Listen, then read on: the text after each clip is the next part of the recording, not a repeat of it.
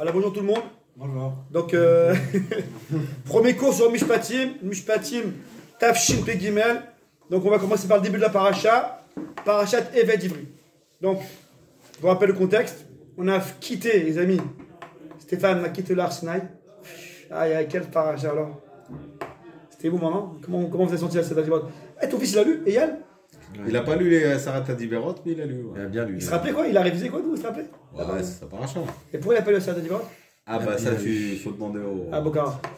au gérant de la communauté. C'est pas chaque jeune qui gêne un petit peu? Oui, sauf les Sarata Diberot, c'est un club privé. D'accord, il faut être inscrit. Il faut être inscrit au Un club tour, privé. moi, Des thunes. Ok. Il faut se convertir. Parce qu'on m'a dit d'abord il a moins de 20 ans. C'est pas bon, aujourd'hui je dis c'est bon, il a 20 ans et un jour. On peut y aller. Il dit non, il est pas marié. Finalement, c'est le nouveau truc, c'est qu'il est pas marié. Bon, on en parlera. Tu vois qui c'est Bokara?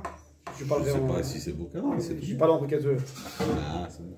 Je plaisante. Non, c'est pas grave. En tout cas, Parachat Yitro, c'est magnifique, les amis. Ils sont arrivés, les amis, au Arsinaï. On a fait ensemble, rappel avant Shavuot. T'étais avec moi avant Shavuot? Chaque jour, premier Sivan, deux Sivan. On veut voir notre maître. Cette année, j'ai acheté à mes enfants le livre. Le comics sur Arsinaï. Je dois faire ici à Bruno aussi. Tu lis ce livre, tu te crois Arsinaï. Et les gosses qui s'attendent, les Mosherano qui montent dans la nuage, et le Ténèbres, et le Rocher. Ça, ils ont vécu quelque chose. Et ça, dans Parachat Vaïtranan, lorsqu'on répète la Torah avec les Seder Divrot, c'est là-bas qu'ils ont dit, les Bénis Israël, la fameuse phrase Enon milevado. C'est-à-dire que c'est pas le sujet maintenant aujourd'hui, mais il faut savoir que peut-être que j'en ferai un sujet, peut-être, c'est important. Que la vraie Emouna. C'est pas marqué dans la Torah, mais. C'est marqué dans la Torah, fils. Je l'aurais pas dit sinon. Parachat Vaïtranan, je te montrerai. Enon milevado. Bon, en tout cas, c'est un sujet en soi que la vraie Emouna, comme ça le Rambam dit. La Emouna des Israël, finalement, c'était pas dans les Makot, finalement, c'était pas Kriyat Samzouf, parce que ça reste des Nissim. Quand est-ce qu'ils ont Emouna Bachem ou Bemoshe? Parce que, à un moment dans la paracha, on dit Vegam Bechaya Aminu Leolam.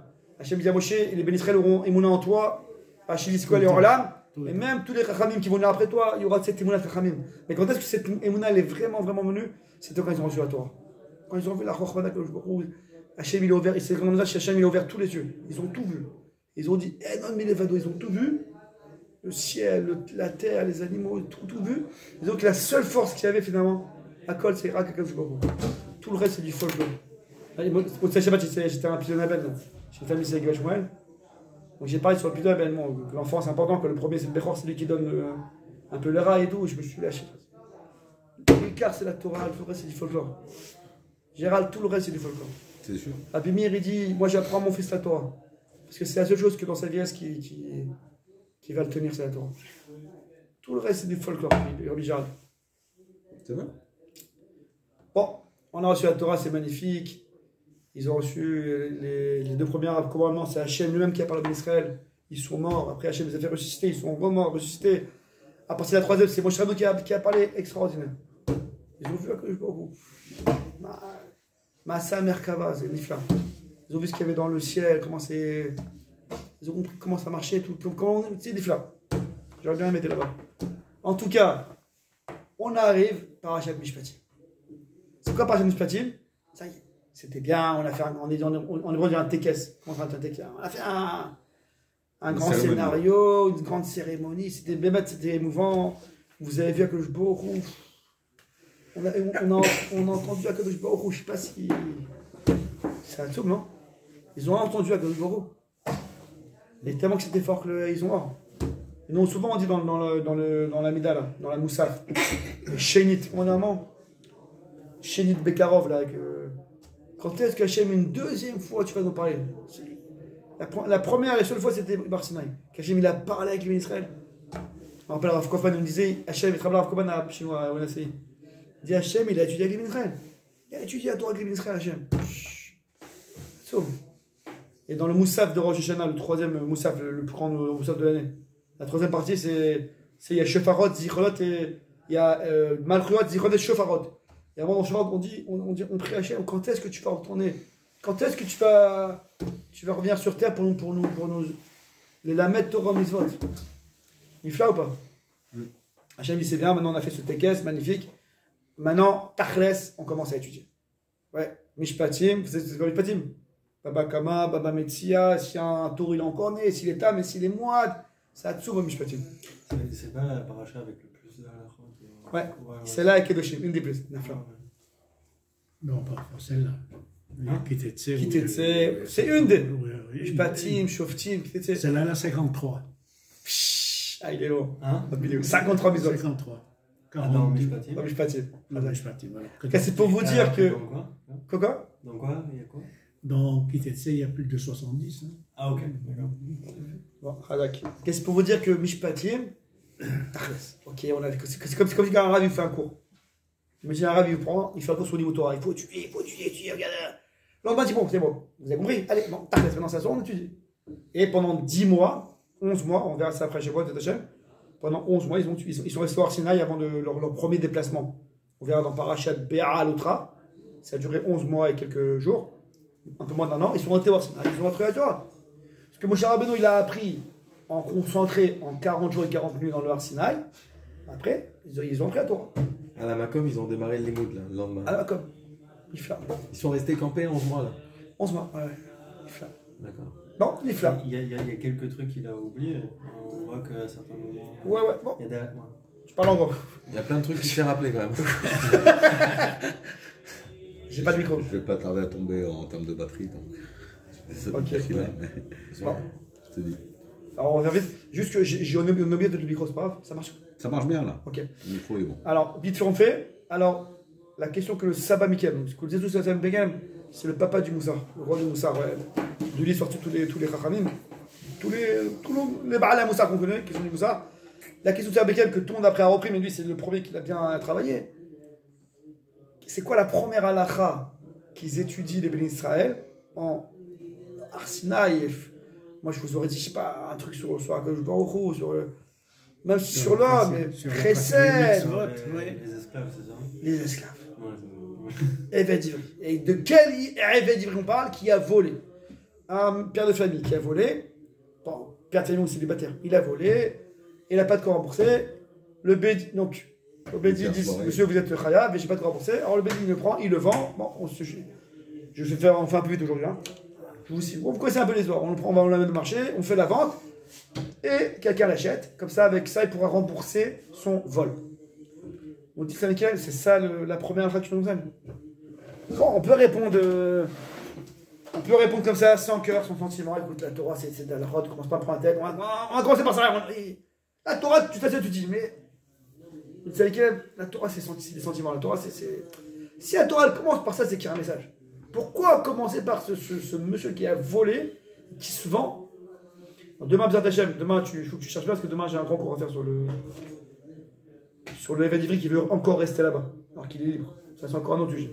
On le pense l'oreille alors que le gars, il a une veine et un vent. Demain, c'est un gros sujet, B'zat Hashem, les gars. Mais aujourd'hui, on va dire le premier sujet sur le Eved Ivri. Pourquoi la Torah commence par ça? Peut-être que je vois que tu as une petite idée. C'est un peu comment tu dois te comporter avec quelqu'un. C'est une relation Comment entre tu les dois hommes. te comporter avec ton prochain et après comment tu dois te comporter avec Dieu. Enfin, donc tu prends la personne la plus basse techniquement et puis tu. Razak Shmuel. Ah, tu commences à être dans le mille un peu. Razak, c'est ça qui me vient. C'est la dame les Khabar. C'est ça qui s'arrête. Qu'est-ce que tu veux dire, Charles? Madame Lacha. Il dit, il n'y a pas une plus belle mitzvah que celle-là. Il n'y a pas une plus belle mitzvah que la mitzvah, la notion du rachat du Eved Ivri. J'explique. Chez le Goïm Lehavdil, le gars il a volé, il n'a pas de quoi rembourser, qu'est-ce qu'on fait? Prison. Qu'est-ce qu'il va faire en prison? Il va rencontrer des copains comme lui qui ont volé.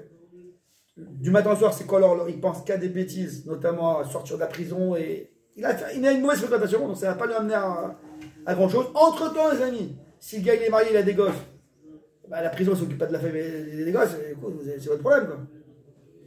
Et est-ce qu'au final, il a récupéré l'argent pour rendre son vol? Non. Donc, on n'a rien gagné, on a empiré, et voilà. Nous dit la Torah Kdosha, que je m'aurais dit, la première halakha que je vais enseigner, les amis, Mishpatim, vous avez un gars qui s'est détourné, qui a volé, qui se vend, et il a une famille, des enfants. Regardez comment on le récupère. Regardez comment on récupère un juif qui est mort. Tu mets à ta table. Tu mets à ta table. Maintenant, on parle d'une famille. Il nous dit la Gemara, il ramène la Gemara qui dit que de quelle famille on parle? La famille qui va le prendre, elle s'engage à le respecter, à le valoriser. C'est quoi, c'est tout ça, tu ramènes à Yerushalmi. Que si le gars il a un coussin, il donne ça à son évêque. Alors, on est d'accord, ça reste un évêque. Ça reste un évêque. Il fait des tâches ménagères et compagnie, il a des ordres à se soumettre. Mais quand même, il y a un respect. C'est écrit que lorsque le maître, au bout de 6 ans, il renvoie, dans Parashat Kitetse, Ré, Aranek, Taraniklo, tu dois lui faire des cadeaux. C'est possible, attends, ça fait 6 ans que je suis chez toi, tu m'as payé, donc je vais rembourser mon vol, tu m'as donné ton coussin, tu m'as nourri, et tu me donnes des cadeaux avec ça. Pas seulement ça. Le Bédine, il dit, si tu prends un évêque, et ce évêque, il a une femme et des enfants, tu dois nourrir la femme et les enfants. Est-ce que le fait si le évêque il en est venu à te voler, c'est que tu avais aussi peut-être un problème. Donc quand tu le prends chez toi, parce que On ne parle pas qu'il a volé lui. Hein. Ouais, qu'il a volé quelqu'un d'autre et qu'il l'a acheté. Moi je l'achète, ouais. Et grâce à mon achat, hein, il aura de l'argent pour le rembourser. Maintenant les amis, nous dit Salam Kelem, regarde la Torah. La Torah c'est pas une science, c'est pas des maths, c'est pas technique. La Torah c'est du lève, c'est du sentiment la Torah. Hachem il dit, premièrement je commence avec Bedanam Lachavero déjà. Comme je vous expliquais cette dernière que 5 et 5, après ils sont en face. Parce que pour Akadosh Baruch Hu, Ben Adam Lamakom, Anochi Hashem Kara. Et Ben Adam Lamakom, c'est au même niveau. On dit c'est facile, mais quand on le vit, quand le gars pour faire une tfila ou pour une place à la synagogue ou pour un limoud, il écrase parce que c'est pour Hashem, quand je te dis, mais pour moi, Ben Adam Lamakom ou Ben Adam Lamakom, 5-5, c'est au même niveau. C'est au même niveau. Hashem dit, on va commencer par Ben Adam Lamakom. Et quel Chavero le plus bas? Celui que tu as envie de dire, attends, t'es un voleur, toi, mais va en prison. Mais va travailler, qui te demande d'aide. Et toi, dis non, quand tu prends un juif qui a dérouté, tu lui montres l'exemple. Pas seulement tu lui montres l'exemple, il va vivre avec toi l'exemple.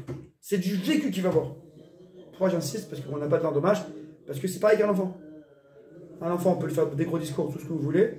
Mais si on lui fait du chesed, et en plus, il vit, c'est du vécu à la maison, le chesed, comme cet esclave, parce que cet esclave, au final, ça devient comme un membre de la famille, bout Alors, la famille, donc il vit au quotidien ce chesed, cette ambiance. Et c'est quoi l'antithèse du vol? C'est le chesed. Le vol, c'est je prends ce qui est pas moi. Le chesed, c'est je donne ce qui est à moi à l'autre. Donc le gars, il a vécu ça, il nous dit ça, mais c'est la plus belle mitzvah qu'il puisse avoir au monde. C'est Eved Ivri. De donner, d'apprendre et de vivre au Eved. Donc le Eved, il sort au bout de 6 ans. Il a remboursé son vol parce qu'il a eu de l'argent. Entre-temps, sa femme et ses enfants ont été nourris. Entre-temps, il a appris ses communautés chesed. Et le gars, il sort de tout cas. C'est ça la mitzvah de Eved Ivri. Donc voilà, c'est une leçon à prendre pour les enfants, pour les proches parents, pour les copains, que la meilleure leçon qu'on peut donner à quelqu'un, la meilleure leçon, c'est donner, de l'apprendre à donner et dans le vécu. C'est-à-dire que pour les gosses, dès qu'il y a une connerie faite, ça ne sert à rien de sanctionner. Il vaut mieux réparer à la base. L'exemple. Ça veut dire que c'est en 2 temps. Déjà discerner, et bodek, expertiser, vérifier. J'ai expertisé parce que c'est d'expertise. Quand tu seras papa, ta chère, et tu auras un fils. Amen. Moi, pour déceler, pour la visa, pour moi, c'est plus dur que la main. C'est l'expertise qu'il faut faire. On ne pourra jamais, ça dépend, on n'a pas toutes les données. Ou une claque. Non, après,